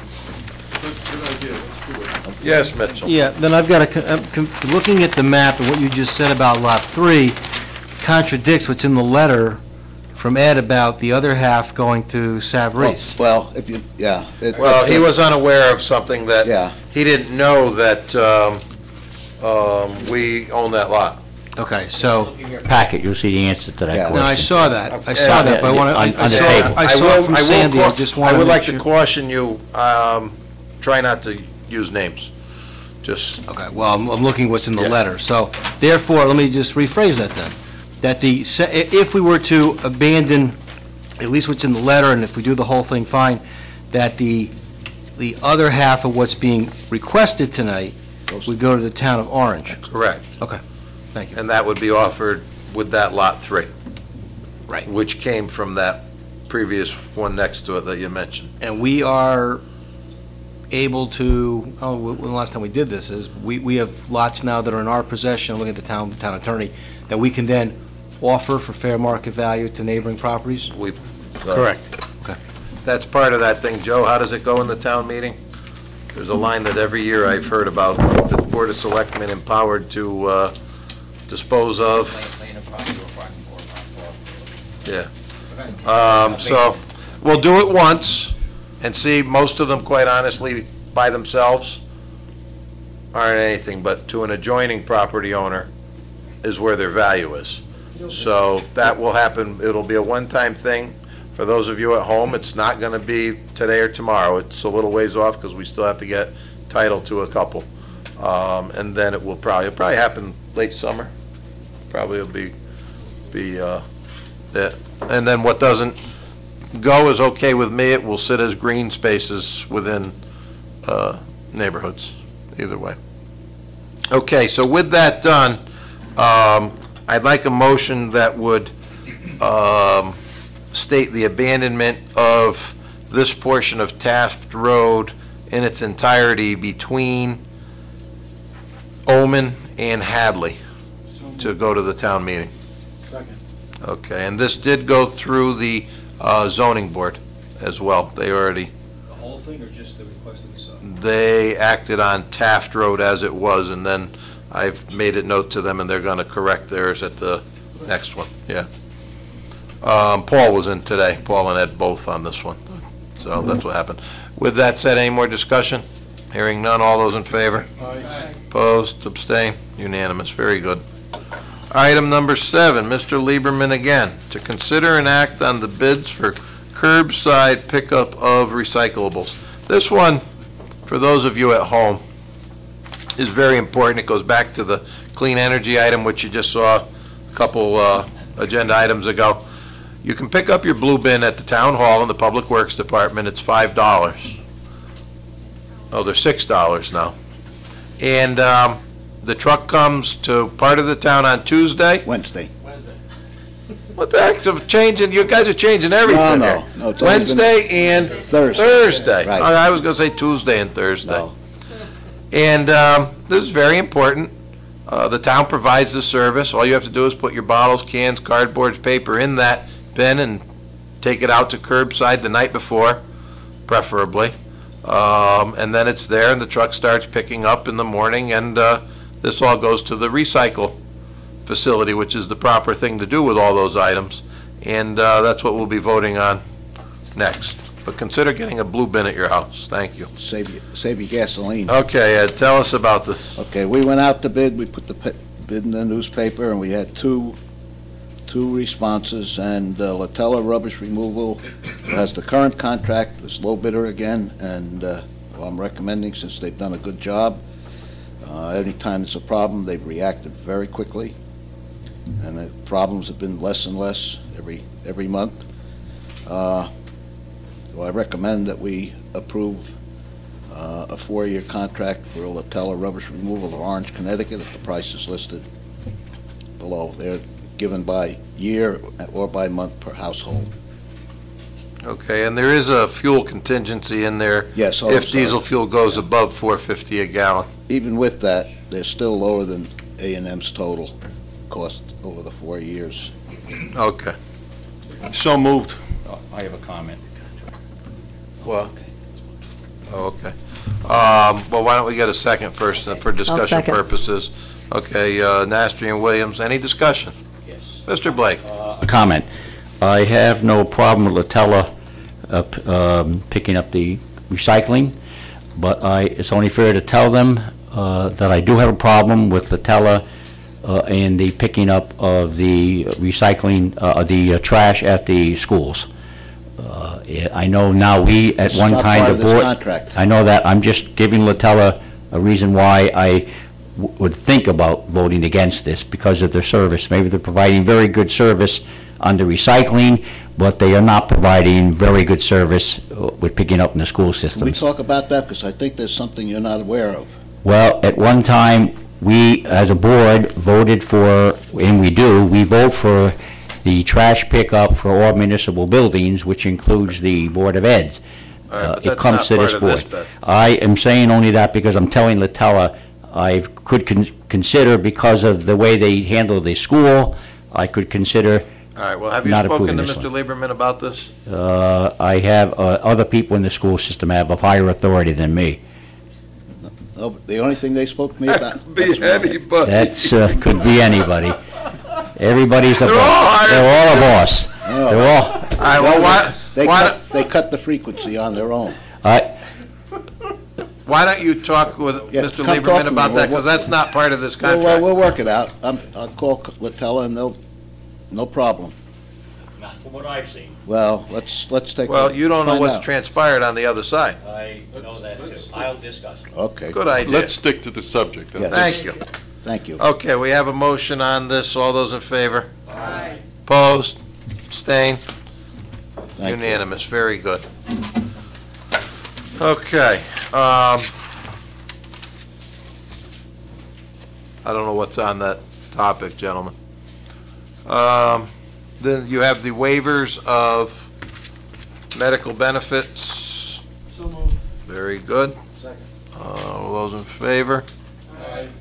Opposed, abstained, unanimous, very good. Ed, you do have one more item afterwards, you're not leaving? Oh, you're having a chat, okay. Okay, Ed, thank you. To consider and act on setting the dates of the town meeting for the town of Orange. I told you earlier of the, look at him.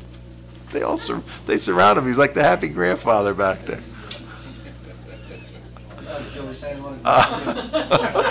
Internet chat. Okay, you heard me said earlier the budget, the dates of the hearing and the referendum for Amity.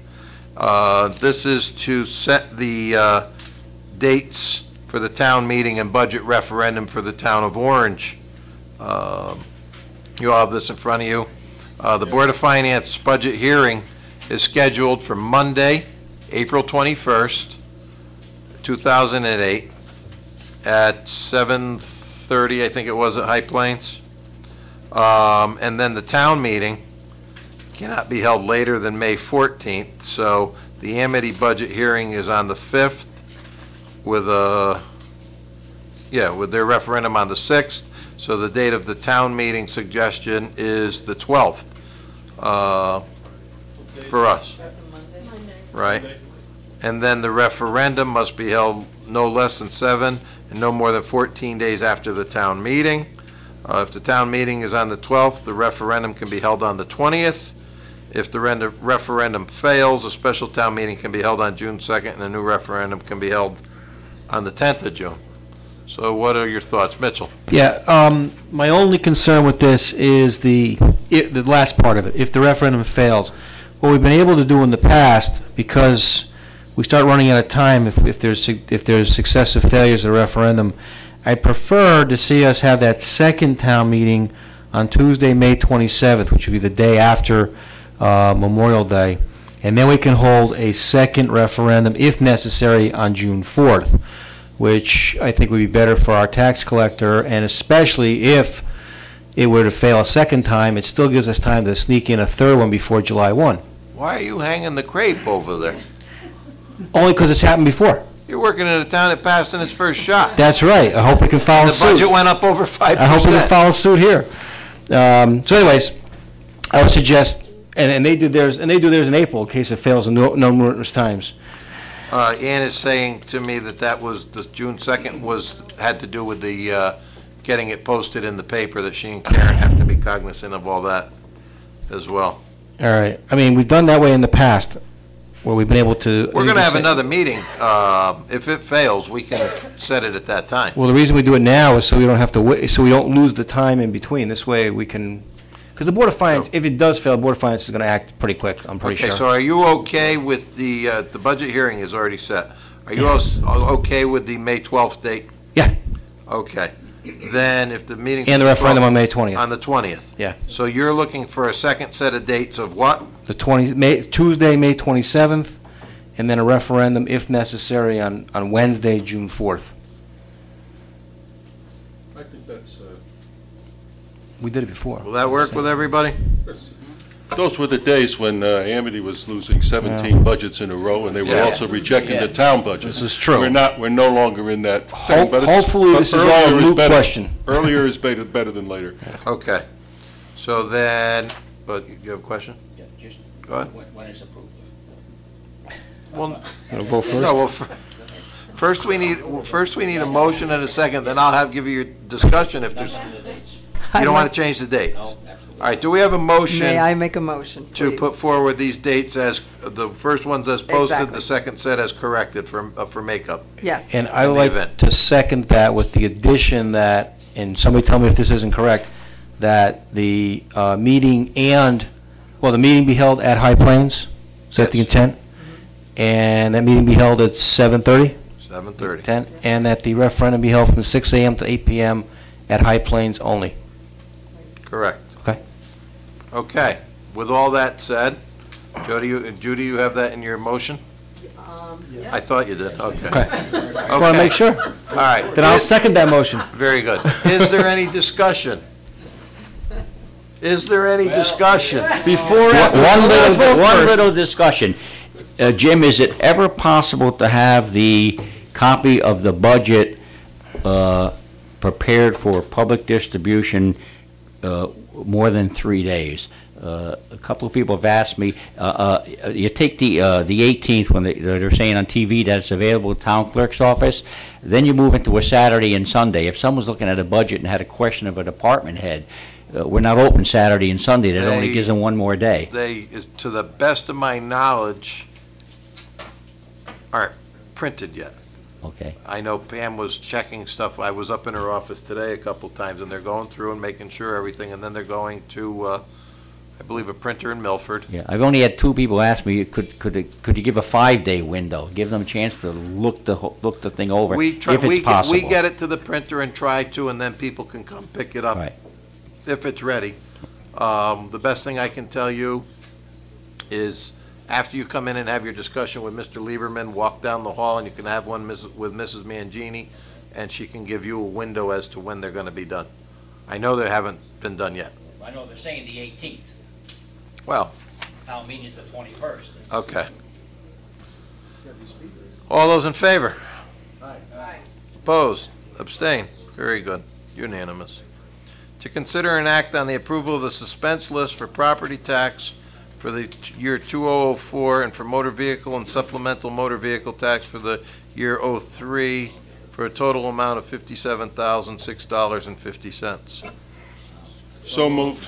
Okay, we do this on a yearly basis. Those are ones that, they still do try to collect on those, but they're taken off the books as a liability, I guess. Item number 11, to consider and act on the fireman's abatement for property and motor vehicle taxes for the Grand List 07 in the amount of $17,500. So moved. Goldblatt, is there a second? Second. Williams? No, you can't. No, you can't. Yeah, you can't. Somebody else, Nastri, thank you. One abstain? Abstain. Yeah, very good. Thought of that as I was calling that. Sorry, Mrs. Williams. Okay, sir. She'll take the money. Yeah. To consider and act on tax refunds for the month of April in the amount of $4,848.25. So moved. Okay, are any of us on here?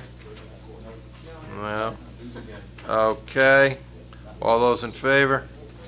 Opposed? Abstain? Unanimous. Very good. Item number 13 is for the fire inspector's car. What happened here was, you don't have to come up. No, Tim Smith is here, the fire marshal's here, I'm only teasing him. He had put into capital for a fire inspector's car. We already have one. It's 13 years old, and it's extremely rusted underneath. And so it was in the capital budget for 08, 09, and upon research and discovery of where the capital expenditures are at this moment. We have some surplus funds in the current year, so we went to the Board of Finance with it on a couple items, and this being one of those.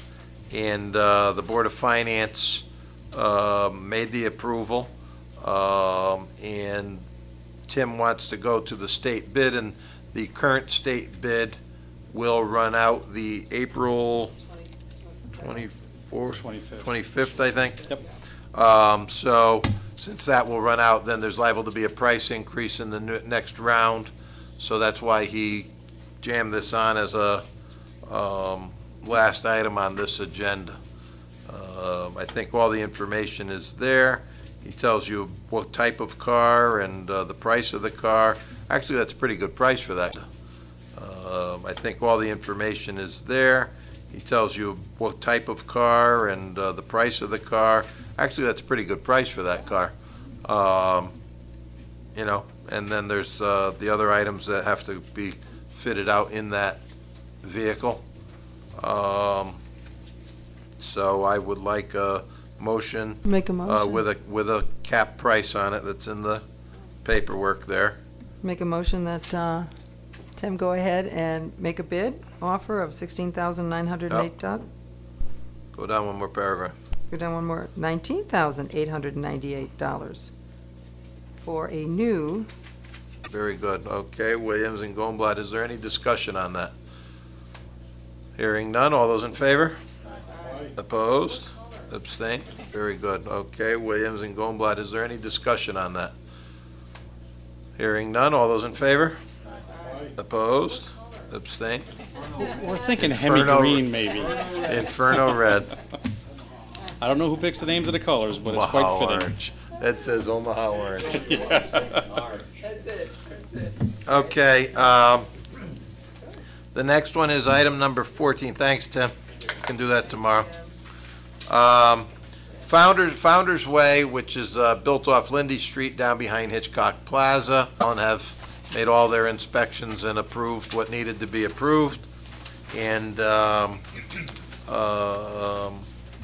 the bond release was approved by the zoning board last week, and now it comes to us. There was a little question earlier today in regards to the way something was worded in it, and we will be receiving the document that he provided to us is okay, but all the time now when we've been getting roads turned over to us after completion, they are a little more involved, and it states all the points, the meets and bounds of, the surveyor markings of a street. And so I gave him a copy of another road that we just accepted a few months ago, and he will get us the correct document to be filed in the permanent record. But everything is in order in regards to releasing this tonight. Any questions for Mr. Lieberman on this one? Or Ed, do you have anything to say about this one? Just that we, under the new TPZ regulations for subdivision, we get the full right-of-way. We own it. Before these new regulations, all we had was we had the right to have a right-of-way. It was like an easement today. So now we own it. We own it from property line to property line. Oh, my God. They were yelling and screaming. Okay, there's a motion. Is there a second? Mr. Goldblatt and Nastri. Okay, is there any more discussion on this one? This is complete. There's people, I believe there's people living in. There's one there. One house there right now that somebody's living in. Okay. All those in favor? Aye. Opposed? Abstained? Okay. Thank you. Committees. Pension Board. Our next meeting is, I think, in June, so I won't have... We haven't had a meeting since we had the presentation to Board of Finance, and I understand that was all approved now. We are planning to get together again to look at a five-year plan for capital projects in the near future. Very good. Just so you know, in this year's budget, the Capital Planning Committee proposed $810,000 in capital items that are in the budget. Report until the July meeting. Okay, capital planning. We haven't had a meeting since we had the presentation to Board of Finance, and I understand that was all approved now. We are planning to get together again to look at a five-year plan for capital projects in the near future. Very good. Just so you know, in this year's budget, the Capital Planning Committee proposed $810,000 in capital items that are in the budget. And these are improvements, like when I came to you for the alarm systems at the 4 elementary schools, truck purchase, things along this line, but it's $810,000 that is coming out of fund balance, because we do have a very healthy fund balance at this time, and this way it's a non-recurring expense, really, due to the life of the long-term life of these purchases. So it's not an impact on the taxpayers. This is money that's been accumulated. I think that's a solid thing to do. There you go. From a financial standpoint, it's not part of, I think that's a solid thing to do. There you go. From a financial standpoint, it's not part of an ongoing budget. It's money that's been accumulated. In fact, the amount of money that went into fund balance exceeds that last year. Yes. So it's a good thing to do. Yes, that's true. Last year's deposit into fund balance of surplus was $912,000, and this year's expenditures in capital is $810,000. So we are still ahead there. Very good, and they do good work there. High Plains Community Center renovations. The floor has been done over and looks good, and let's hope with the proper maintenance and care, it'll stay in the condition that Which floor? There's only one floor over there I talk about, and that's that gym floor. Very good. It looks good, and Ed just informed me that shortly next week, the storm windows will probably be arriving and put in storage under it. And we hope when they do get here, finally, we'll do some work on that and start saving some energy costs down there. Beautiful. Okay, personnel. Selectmen's Blake and Okenquist. I don't know who's reporting. There were a couple. Okay.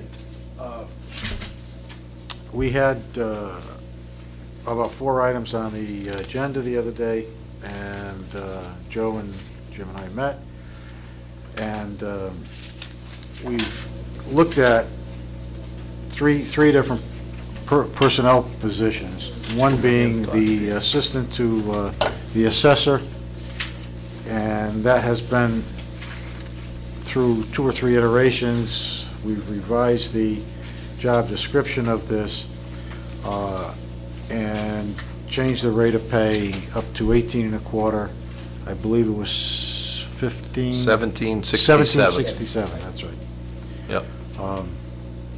Due to things that have happened in the assessor's office. We've lost one person, and we're looking to make the second position, which or the person that left had gone through some training programs, and we're looking to make the position a little higher position, and therefore we decided to increase the rate of pay.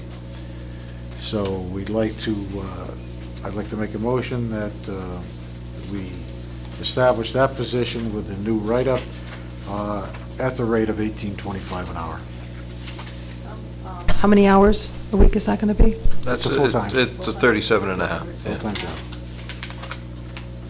Mitch.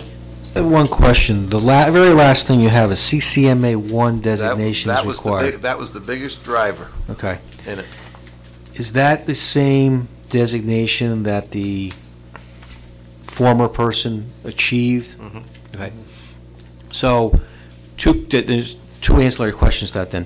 Number 1, will you hire someone who doesn't have that as long as they're either making it towards that or commit towards it? They have to have that? The assessor feels that is something that is part of this job, which is required for part of this job. Okay. Which is why it had to go to the union for approval. It had to go to the UPSU union. Yep. And that kind of held things up for a while.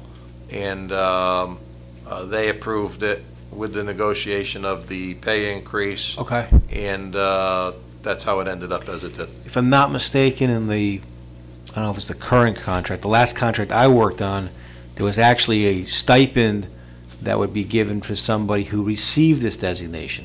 And the person who left had received. Is going to get the increase in pay that you just negotiated. They also going to get the stipend, or is that now gone away? No, because they have the designation already. Okay. Yeah. That needs to be cleaned up, I think, in the next contract then. It's under discussion, Okay. right? Actually, we are in binding arbitration with that union Okay. On their successor contract? on their successor contract. Okay. Yes. So, Which is required for part of this job. Okay. Which is why it had to go to the union for approval. It had to go to the UPSU union. you want to make sure, Actually, it's- just want to make sure whoever comes into this doesn't then turn around and say, you know, well, I have this designation, so therefore I'm entitled to X amount in addition. That's Yeah, all. no, it's upon achieving it. But Okay. you are, that's a good thought. Okay. All right. Is there a motion on that? I made a motion. You did, okay. So Oakenquist and Blake, any more discussion? Hearing none, all those in favor? Is a redo of the building superintendent's position. John Van Arman, who was our building superintendent, and he was also the sewer superintendent, retired, and the committee felt that we did not need to hire another person. And the job has been split up now, and these titles have been given to two people already employed by the town. Therefore, we're saving another position in the town.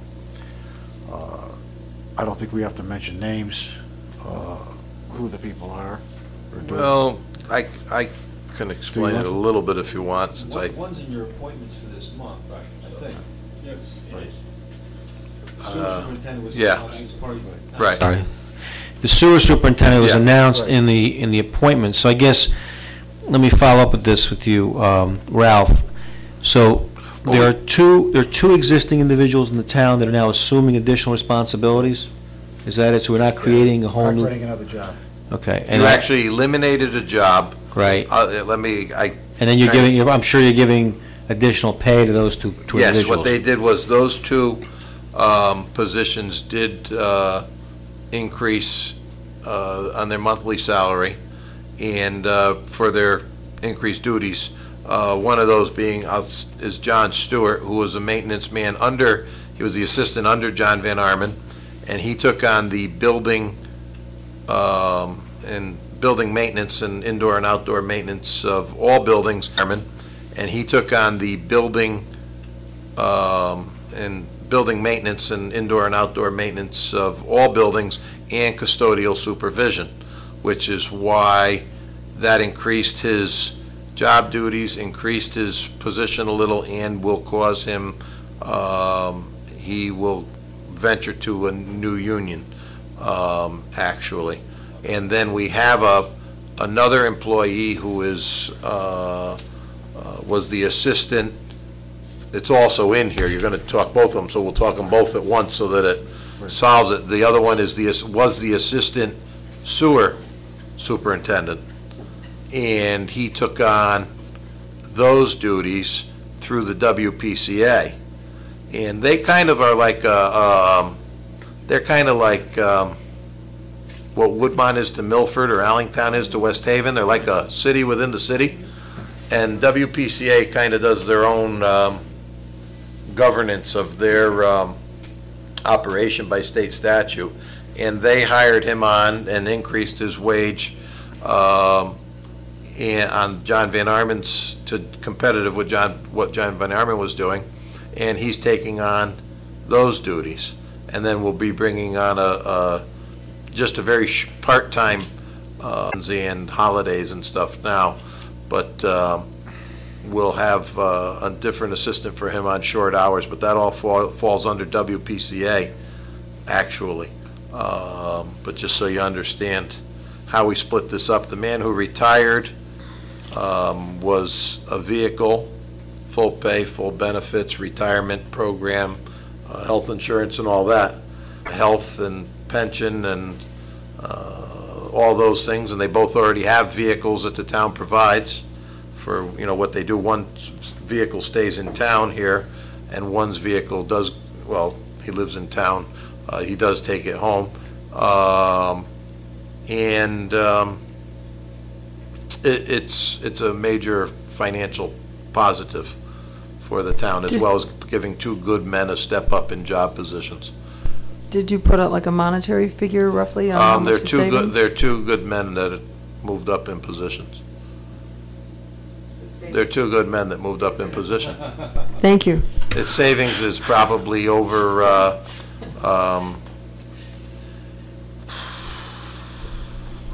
it's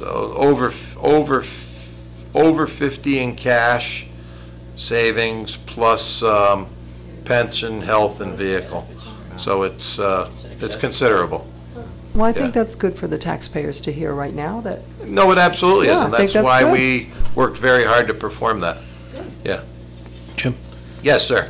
I think everything you just said makes a lot of sense, and I think we should go Can I forward put with that it. in writing? Yeah, once in a while. It was hard- it was- However, it was a hard one to pull off, let me I tell can you. understand that. I don't, yeah. I'm just a little, you say that John Stewart will move from the employees Yes. union And to we're in the negotiation there. supervisors union.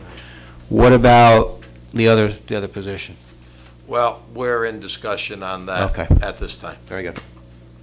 So I'd like to make a motion that the two job descriptions be approved. Mike, oh, it's It on. is. I'm on. Just pull it closer to you. Okay. I'd like to make a motion that the two job descriptions, one for building superintendent and one for sewer superintendent, be approved. I As written. second. Thank you. We have a motion and a second, and no more discussion. All those in favor? Aye. Opposed? Abstain? Unanimous. Very good. One Bef- more What's one more? for the assessor. Oh, you're right. Yeah, the stipend. Yeah, or whatever you want to call it. I'm sorry, I forgot that one. The third item we discussed was some additional compensation for than yet replaced. So we felt that he deserved a little more in pay, and we're proposing the town assessor. He's picked up extra work with the person that had left. It's not that he get an additional $150 per week for picking up that work until the replacement is hired. At that time, he would stop getting that compensation. Is there going to be a retroactive pay, or is it, you're just, It goes from when he started doing it, when she left us, till a new person is in that, till 2 weeks, actually, we said till 2 weeks after that person, because he's going to have to work with somebody, but he ended up stepping up to do some of these motor vehicle changes and other paper and data work that is required of that office. He does some of it here, and he does some of it from remote at home, and it has all been done. So he gets a stipend until this changes, and that's not unusual in in one of the other unions currently. If a person has if they're the person immediately above them, whether resigns or is out ill, or if there's an opening above them and they step up to that position and do the job for more than 10 days, on the 11th day they start receiving that higher pay until it is filled or the person who's out comes back. So this is very similar to that. It's just not unheard of anymore. I mean, they are doing more, and he still has time to be outside for his smoke. So, with that said, is there a motion or motion? Is there a second on that? okay, second. Is there discussion, question on that? Hearing none, all those in favor? Aye. Opposed? Abstain? Unanimous. All right, we'll take a break, but first, the attorney has handed me a note that he would like to give you also in executive session, an update on the eminent domain of the piece of Edison Road. Remember, this has been going on for a while over the dollar value, and we came to terms, so put that on. Motion by Selectman Goldblatt, second please, Selectman Nastri. All right, so in executive session, you'll have 2 items to act on. Will that require a vote, Jim, or is that just information? You gonna vote on the second one yet? You don't have the paperwork. Okay, so we also need that made as a possible vote. Okay, so the 2 items that will be on in executive session will be consider and act on proposed plans for the Mary L. Tracy parking lot expansion. Vincent Marino will be in on that. Are the Rogers and DeRosa coming or no? I just put a phone call into her. I told her I did not think that they were actually going to be necessary because they did give me the paper. I did have a discussion this afternoon. I thought I could present it to the board. Okay, all right. And the second one would be what was just voted on was the this Edison Road settlement of that eminent domain. And when we come out of executive session, it's possible that there will be votes on those 2 items. Hearing all of that, can we have a motion to take a 5-minute recess at 9:20, and then we'll go into executive I session? make a motion? Joe made the motion, we got 3 seconds. Okay, we're back from executive session at 10:18, I guess. We had 2 items of discussion. One was proposed plans for expansion of parking lot at Mary L. Tracy School, and the second one was discussion of the Edison Road eminent domain settlement. On the first one, the Mary L. Tracy parking lot expansion, there is no action being taken at this time. The second one, in regards to the Edison Road eminent domain settlement, is there a motion out there for that issue? I'll make that motion. Okay, and the motion is to the back taxes on the adjoining property, which clears that title. This money comes through both town, private, and state steep grant to Correct. bring this to closure. As we discussed earlier tonight about the building of Edison Road, has been a discussion since 1962, and in the year 2008, we're finally moving forward with its with this project. With that said, is there? I'll second. Okay, so that's Selectmen's Blake and Williams. Thank you. I'm taking the notes for our secretary. Any more discussion on this topic? Hearing none. All those in favor? Aye. Opposed? Abstain? Unanimous. Very good. Is there any other business to come before this Board of Selectmen? Hearing none, do I have a motion to adjourn? I'd like to make a motion to adjourn. Okay, motion to adjourn. We are adjourned at 10:20.